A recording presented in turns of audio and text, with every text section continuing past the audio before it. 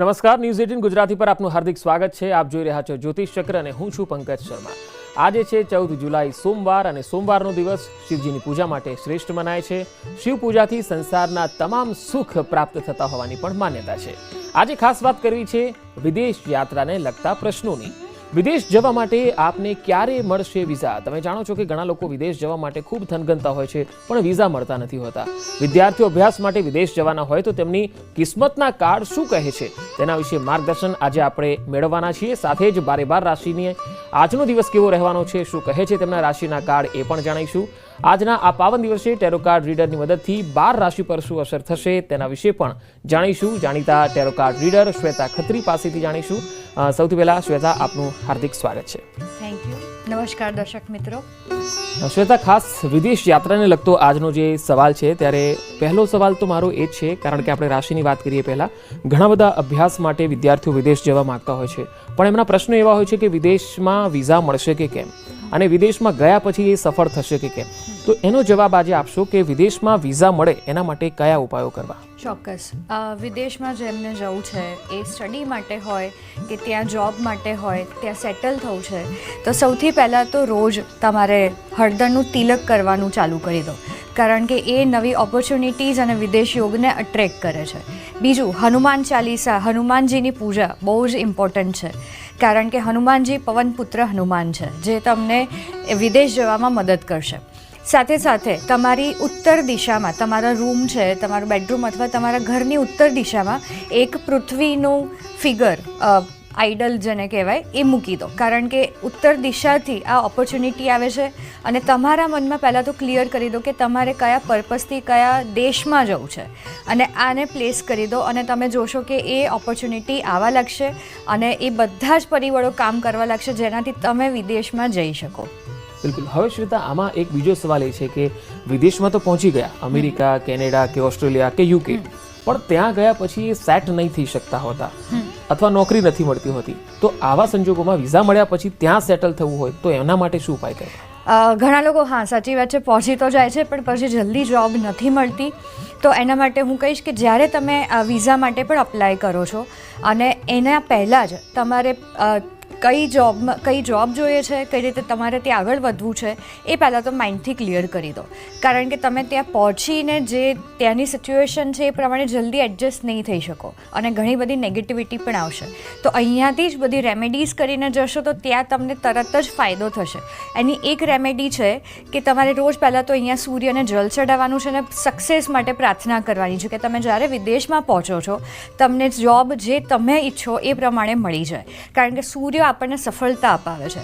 તો તમે એ અત્યારથી જ ચાલુ કરી દેશો તો આગળ જતા ઓબ્સ્ટિકલ્સ પણ નહીં આવે, કોઈ પણ પ્રકારની નકારાત્મકતા પણ નહીં આવે. તો આ બહુ જ સટીક ઉપાય છે જે બધાએ કરવો જોઈએ.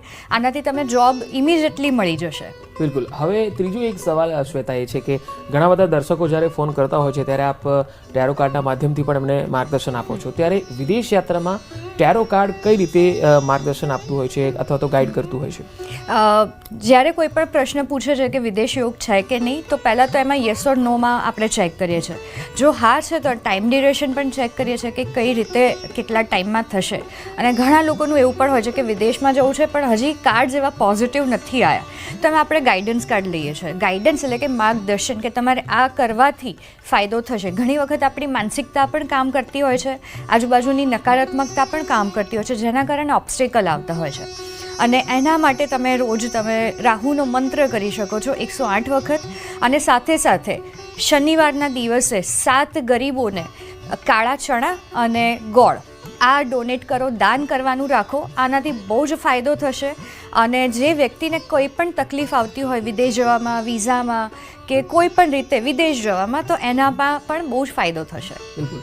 હવે એક સાદી સમજણ શ્વેતા, મારે દર્શકોને પણ એવો સવાલ હશે, મારા મનમાં પણ છે કે જેટલા પણ કાર્ડ્સ હોય છે એમાંથી એવા કયા કાર્ડ્સ છે કે જે વધારે પોઝિટિવ હોય છે અને એ પરિણામ પણ સારું આપે છે અને વિદેશ યાત્રામાં મદદરૂપ પણ બને છે? ચોક્કસ. જેમ કે 79 કાર્ડ્સ છે આજે ઓશોઝેન છે એમાં.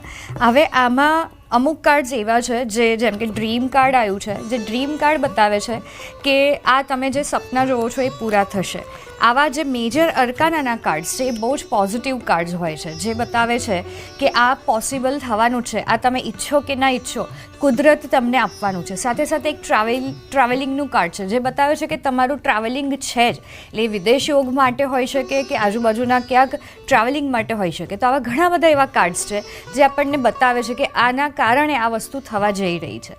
બિલકુલ. હવે અહીંયા દર્શકો માટે ખાસ જણાવી દઈએ કે હવે આપણે રાશિની વાત કરવાના છે, પરંતુ એ પહેલા જ્યોતિષ ચક્ર કાર્યક્રમ અંતર્ગત તમે તમારા કોઈ પણ પ્રશ્નો આ કાર્યક્રમ દરમિયાન સ્ક્રીન પર આપેલા ટોલ ફ્રી નંબર પર અથવા તો ન્યૂઝ 18 ગુજરાતીના સોશિયલ મીડિયા પ્લેટફોર્મ ઉપર અપલોડ થયેલા વિડીયોના કમેન્ટ બોક્સમાં પોસ્ટ કરીને આપને મૂંઝવતા કોઈ પણ પ્રશ્નો જણાવી શકો છો.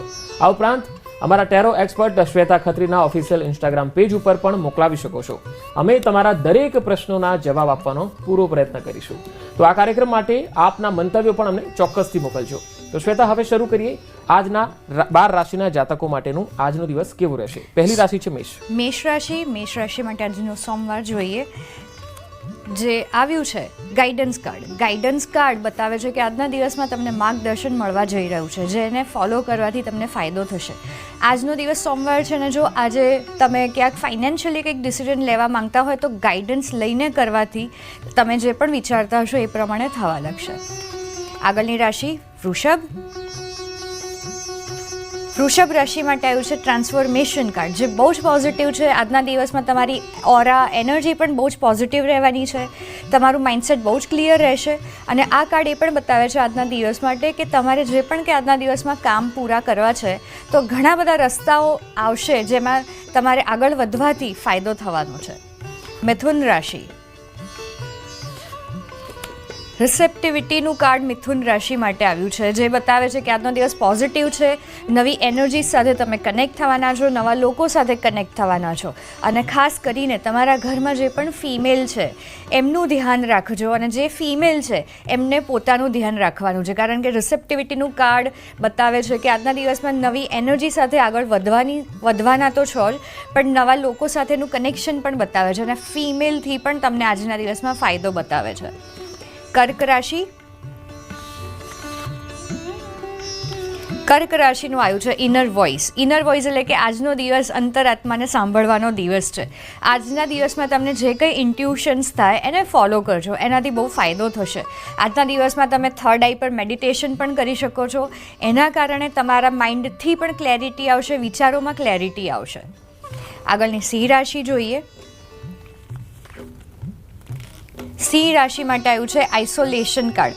આઇસોલેશન એટલે કે ક્યાંક આજના દિવસમાં તમે પોતાના વિચારોમાં અટવાયેલા હોઈ શકો છો, અને એના કારણે ક્યાંક થોડા ટાઈમ માટે આજના દિવસમાં નકારાત્મકતા આવી શકે છે, અને એના માટે છે કન્ડિશનિંગ માર્ગદર્શન.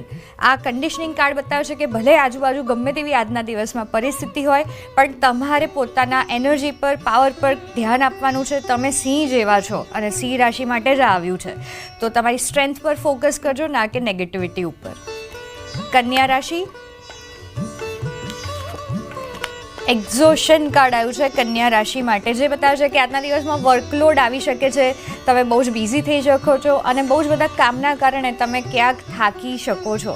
તો એના માટે પણ ઇનડાયરેક્ટ આનું ગાઈડન્સ છે કે બ્રેક લેવાની આજના દિવસમાં જરૂર પડે તો લઈ લેજો, થોડોક ટાઈમ ફ્રેશ થવાની જરૂર પડે તો લઈ લેજો. તુલા રાશિ. તુલા રાશિ માટે આવ્યું છે માસ્ટર કાર્ડ ઓશો રજનીશનું કાર્ડ. બહુ જ પોઝિટિવ દિવસ જવાનો છે, તમે ક્યાંક નેચર સાથે કનેક્ટ થવાના છો, તમે જે શક્તિમાં માનો છો એમના સાથે કનેક્ટ થવાના છો, અને જે પણ કંઈ તમે આજના દિવસમાં માંગશો એ તમને પૂરું થતું દેખાશે, કારણ કે માસ્ટર એટલે કે તમારે સરેન્ડર કરી દેવાનું છે. તમારે આજના દિવસમાં જે પણ કંઈ માંગવું હોય એ માંગી લો અને સરેન્ડર કરી દો, એ ઉપરવાળો બધું જ સંભાળી લેશે. આગળની રાશિ વૃશ્ચિક.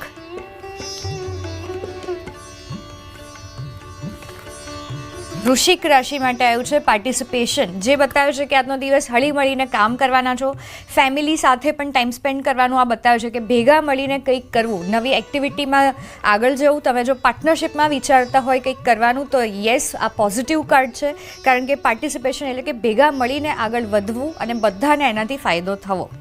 આગળની રાશિ જોઈએ ધન.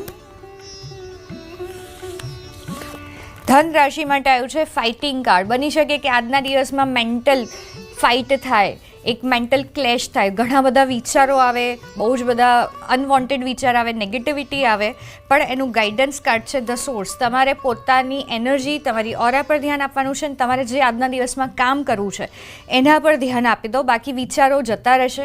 બહુ ફોકસ કરવાની વિચારો પર આજના દિવસમાં જરૂર નથી, જે નેગેટિવ આવે છે એના પર. આગળની રાશિ કુંભ. કુંભ રાશિ માટે આવ્યું છે સાયલેન્સ કાર્ડ. સાયલેન્સ એટલે કે આજનો દિવસ પોઝિટિવ તો રહેશે અને તમે શાંતિમાં પણ રહેવાના છો. આજુબાજુ ભલે ગમે તેવી પરિસ્થિતિ હોય પણ તમારું જે મેન્ટલ સ્ટેટ છે બહુ જ પોઝિટિવ અને શાંત રહેશે. અને આજના દિવસમાં એવી કોઈ પરિસ્થિતિ આવે કે જેમાં કંઈક ડિસ્ટર્બિંગ હોય, નેગેટિવ હોય, તો તમારે ત્યારે પણ શાંત રહેવાનું છે. અને છેલ્લી રાશિ છે મીન. મીન રાશિ માટે આવ્યું છે બિયોન્ડ ઇલ્યુઝન, જે એક્સ્ટ્રીમ પોઝિટિવ કાર્ડ છે. આજનો દિવસ તમે એક્સપેક્ટ કરતા હોય એનાથી વધારે સારો થવા જઈ રહ્યો છે. તમે કદાચ ઇમેજિન પણ નહીં કરી શકો એવી ઘણી બધી નવી પરિસ્થિતિ આવવાની છે અને બહુ જ સારા ન્યૂઝ પણ મને આજના દિવસમાં દેખાઈ રહ્યા છે. બિલકુલ. તો હવે આપણે ફોન લાઈન ઓપન કરી રહ્યા છીએ. પહેલો કોલર છે પાલનપુરથી ટીનાબેન. ટીનાબેન, જન્મ તારીખ બોલો અને સવાલ પૂછો. હા, મારે બાબાના 2 પ્રશ્ન છે મેડમ. હેલો, બોલો બોલો, નામ બોલો, જન્મ તારીખ બોલો. એટલે એનું નામ છે પુનિત પઢિયાર. પુનિત નામ છે. ઓકે. મારા બાબાનો પ્રશ્ન છે વિદેશ યોગ માટેનો. 18/6/2002 ઓસ્ટ્રેલિયા એને માસ્ટર કરવા જવાનું છે. એટલે જુલાઈ મહિનામાં વિદેશ જવા માટે એની પરીક્ષા આપે છે, તો એમાં બોન્ડ આવશે કે કેમ? જો થોડીક સ્ટ્રગલ મને દેખાઈ રહી છે ઓસ્ટ્રેલિયા જવા માટે, અને જે એક્ઝામ આપી રહ્યા છે એમાં સારા 80% મને પોઝિટિવ આવી રહ્યું છે. અને યસ, આગળ ફ્યુચરમાં 100% યસ છે કે એ આઉટ ઓફ ઇન્ડિયા જશે જ. અને આજના દિવસમાં જે બધી રેમેડી શેર કરી છે એ ખાસ કરીને કરાવજો, એનાથી બહુ જ ફાયદો થશે. અમદાવાદથી ભૂમિકાબેન છે. ભૂમિકાબેન, જન્મ તારીખ બોલો. 30/7/2004. ઓકે, શું પ્રશ્ન છે? મારા બાબાનું છે ભવ્ય પટેલ. એ ઓકે. USCME કરે છે, તે પાસ થઈ જશે? શું નામ છે એમનું? ભવ્ય. ભવ્ય. ભવ્ય પાસ થઈ જશે બીએસસી. યસ, પોઝિટિવ કાર્ડ છે. ભલે તમને એવું લાગતું હોય કે આ ભણતો નથી, આમ નથી કરતો, પણ પોઝિટિવ છે, સારા પર્સન્ટ પણ આવવાના છે. કંચનબેન છે રાજકોટથી. કંચનબેન, જન્મ તારીખ બોલો અને સવાલ કરો. મારી દીકરી વિશે પૂછવું છે. એમનું નામ? તારીખ છે 1/11/96. હા. એનું નામ છે કુપાલ. હા. એની હગાઈ કેવી થશે? એ પાર્લરમાં જતી હતી ને, એ 6 વર્ષ જતી, પણ એનો બેને કંઈક વાંધો છે, તો એનો સંબંધ હરપો થઈ જાય તો બે ભણવા માંડશે. શું પ્રશ્ન છે? એમનું સગાઈ ક્યારે થશે અને ભણવાનું કેવું રહેશે આગળ? સગાઈ હજી મને 2 વર્ષ જેવું દેખાઈ રહ્યું છે. ઉતાવળ ના કરતા, થોડોક ટાઈમ જવા દો, પછી શોધવાનું ચાલુ કરો, પણ 2 વર્ષ હજી આવે છે. અમદાવાદથી ભરતભાઈ છે. ભરતભાઈ, જન્મ તારીખ બોલો. હા, મારી બેબી છે વેનિશા. ઓકે. એની જન્મ તારીખ છે 15/2/2016. એ જમવામાં બહુ ટાઈમ કરે છે અને એને આગળ ભણવાનું કેરિયર કેવું રહેશે? નામ શું છે? વેનિશા પટેલ. ભણવાનું કેવું રહેશે પ્રશ્ન? ભણવાનું કેવું રહેશે? હા. ભણવાનું પોઝિટિવ છે. થોડુંક ફોકસ કરવાની જરૂર છે, કારણ કે ક્યાંક બેધ્યાન થઈ જાય છે.